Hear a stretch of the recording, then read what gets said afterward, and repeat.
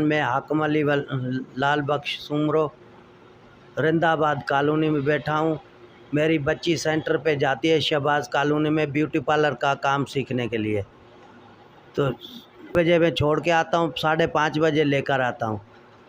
जब वापसी आ रहा था 5:30 बजे, उस टाइम एक जान पहचान वाला जवाबदार जो था, वो जान पहचान वाला है, दो नामालूम, वो मेरे ऊपर और मेरी बच्ची के ऊपर दोनों पिस्टल लेके खड़े हो गए और एकदम मेरी बच्ची को धक्का देके गाड़ी में पकड़ के बिठा दिया और गाड़ी में कार थी उसमें लेके चले गए। मेरे को धमकियां देते देते चल भाग गए और मेरे को बोला कुछ भी किया है या कोई शोर शराबा किया है। एक गन निकाल के मेरी तरफ लेके खड़ा था।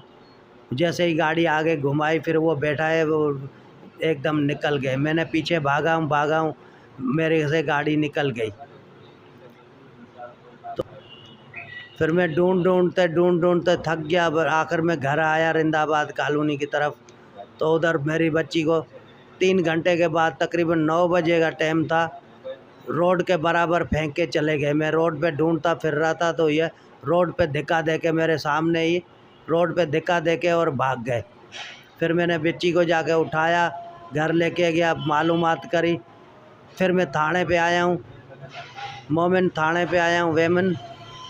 उधर मैंने मुंशी बैठा था, सारे ये 2 घंटे बिठा के हमारे को फिर जो है ना हमारा से लिखवाया, जो भी बोला कार्रवाई करते हैं ऐसे करा के बाद में हमारे को मेडिकल के लिए लेटर लेके भेजा। मेडिकल के लिए गए हैं अस्पताल, मेडिकल कराई है। फिर सुबह हम आए, बोला FIR, हमने बोला कि FIR काटो। FIR नहीं काटी, बोला बस तुम्हारा सुलह कराते हैं, ये करते हैं वो करते हैं। तुम गरीब आदमी हो, पैसे तुम्हारे पास नहीं है, तुम कैसे खर्चा करोगे? 15,000 FIR का खर्चे, कभी बोल रहे हैं 7,000 खर्चे। तुम्हारे पास डीज़ल के पैसे नहीं है, हम बांधने जाएंगे तो डीज़ल के पैसे कहाँ से मिलेंगे? फिर या तो फिर दोबारा हम गए, ऐसे चले गए। फिर गए हैं तो बोला मेडिकल रिपोर्ट नहीं है, वो लेके आओ। फिर ये मेरे पास मेडिकल रिपोर्ट है, इसमें साफ साफ ज़ाहिर आया है नाजायज़ी हुई है मेरी बच्ची के साथ, जनाखोरी करी है इन्होंने। फिर भी आज पूरा दिन गुजर गया, एक रात गुजर गई है, कोई गिरफ्तारी नहीं हो रही है, कोई कुछ भी नहीं हो रहा है। और पैसे मांग रहे हैं 50,000 दो। ये साजन तुर्क है, साजन तुर्क नाम है उसका, मुंशी है बड़ा, और SHO है नरसरीन गोरी। बोला 50,000 दो। फिर वो खुद ही बोल रहे हैं कि जवाबदार दोपहर को आया था, वो पैसे दे के गया है और तुम देते नहीं हो तो फिर कैसे काम होगा तुम्हारा?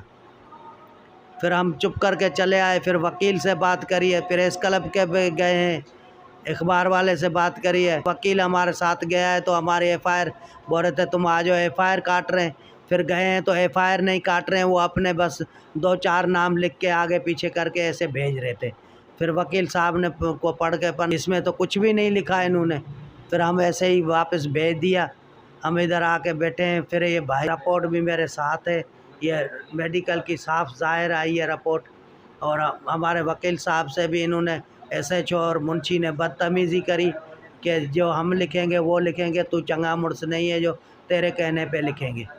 तो SSP साहब, DIG साहब, IG साहब, चीफ जस्टिस साहब, हमारे साथ इंसाफ किया जाए। हम कल से दर पर दर हैं, नहीं रोटी खाई है, नहीं पानी पे गुजारा, पैदल घूमते घूमते हमारे तो जान निकलने वाली है। हमारी बच्ची रो के कल से हम बेजार हो गए। हमारा कोई भी नहीं है आगे पीछे, हम तो बिल्कुल गरीब हैं, कोई भी हमारा साथ देने वाला नहीं है। मेहरबानी करें हमारे साथ इंसाफ किया जाए। और 15 साल है। मैं जब सेंटर से वापसी आ रही थी तो मैं और अब्बू के साथ आ रही थी।